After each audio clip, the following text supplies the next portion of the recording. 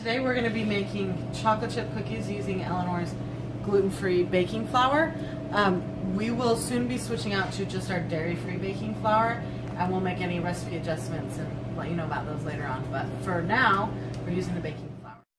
Okay, first we are going to cream our butter and our sugar. Do 1 cube of softened butter. You can just leave your butter out to soften it, or if you never remember to do that ahead of time, like me, then I just put it in the microwave 10 or 5 seconds at a time and just do it until it's soft enough. We add a 1/2 cup of packed brown sugar. Here at the bake shop we use light brown. I always use dark brown because I like the stronger flavor. It is up to you what you use. And then a 1/4 cup of white sugar. You just turn on your mixer and cream it. Cream the heck out of it. So our butter and sugar are creamed and mixed in really well. And now we add our eggs, 2 eggs.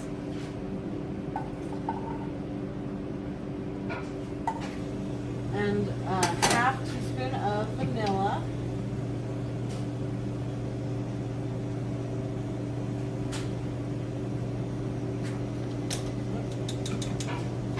If you pour in a little extra, it's okay.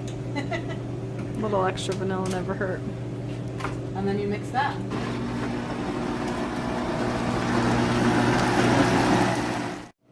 Okay. So mix it and then scrape the sides and mix it again so that you make sure you get everything in there.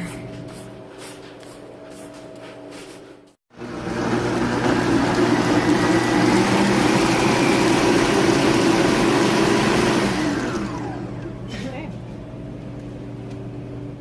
Then we add 1 1/4 cups of Eleanor's baking flour. This can all be done with a hand mixer too. It's what I use at home. We're just using our mixers here because it's easier.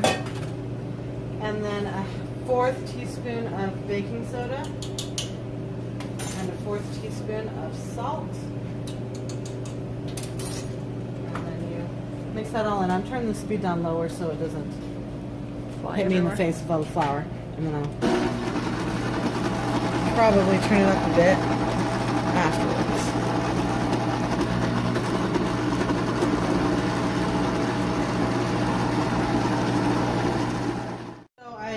Mixed it all together and it is quite wet still, like it would be hard to form a cookie. So I'm going to add a little bit of flour, not a whole ton, because putting chocolate chips in there will firm it up a little bit too. The reason why our recipe shows different is because of the weather. Sometimes it really only requires what we say. Other times it requires more. So that's the trick with gluten-free baking, is you have to kind of learn what it should be like, and then you just kind of alter the amount of flour you use. That's probably the same for all baking. Yeah. But.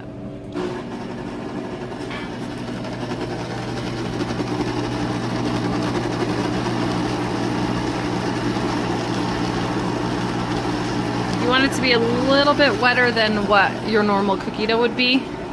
That way it won't go dry. Then you just add in 1 cup of chocolate chips. If you don't want as many chocolate chips, you can cut them in half because this is a lot of chocolate chips for this. But if you love chocolate, you'll want to do the full cup. But as you see, we have this much of our 1/2 cup of extra flour. So what do we probably use, like 1/8 a cup of extra flour, maybe a little bit more than that.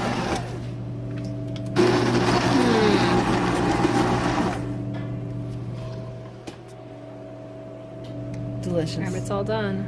You don't even have to bake it. Really you close. just eat it from here. Or you can bake it if you want. We don't recommend eating raw eggs, of course. But we do it. Turns out, rumor has it, that it's not the raw eggs that are a problem in cookie dough, that it's the flour. And we don't use wheat flour. So maybe our cookie dough's fine. We don't know. We don't Disclaimer, we don't know if that's true or know. We not. haven't but. died yet. So the key to knowing if you have a good cookie recipe, gluten-free, is if the dough tastes good, because most of the dough tastes nasty as crap. So Jamie's job. I eat the dough. She didn't look good enough to be on camera, so we thought the only way we could show her on camera today was to make her eat. You guys, it's so good. Yummy, yummy. No! Now we have her spitting it. Don't worry, we're not selling this. This is a family thing. Was in there. I took it off Look at the cookie dough. Sick. You need a greased pan. We just put a little bit of olive oil and spread it around with paper towel. And then you scoop out your cookies. I highly recommend these little ice cream scoops. It's a good You don't investment. have to, but they're awesome. It'll make your life better.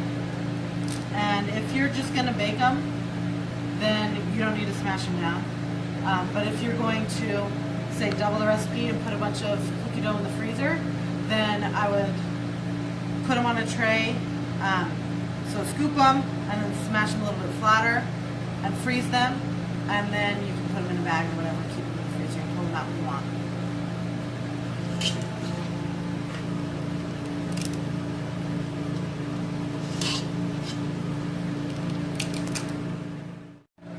Okay. You smash them down. Nope. So now we're going to bake this in an oven that you've preheated to 375 degrees, and it'll be 7 to 10 minutes. Okay, and these are the cookies. They just came out of the oven. Jamie, come eat a cookie so that you can show people how good they are. You're welcome. A video or a... How is it? It's a video. That's great. Jamie's our eater. Hey guys, thanks for watching our channel. We would love it if you guys tried out our flour. You can give us a call or you can email us and we can ship it to you. If you're out of the state or if you're close by, you can stop off at our bakery in Sandy and pick it up.